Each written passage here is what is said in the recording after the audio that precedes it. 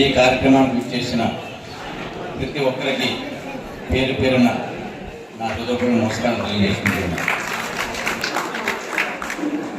మరి ఎన్నో సంవత్సరాలుగా ఈ యొక్క వార్షికోత్సవం ఏదొచ్చినా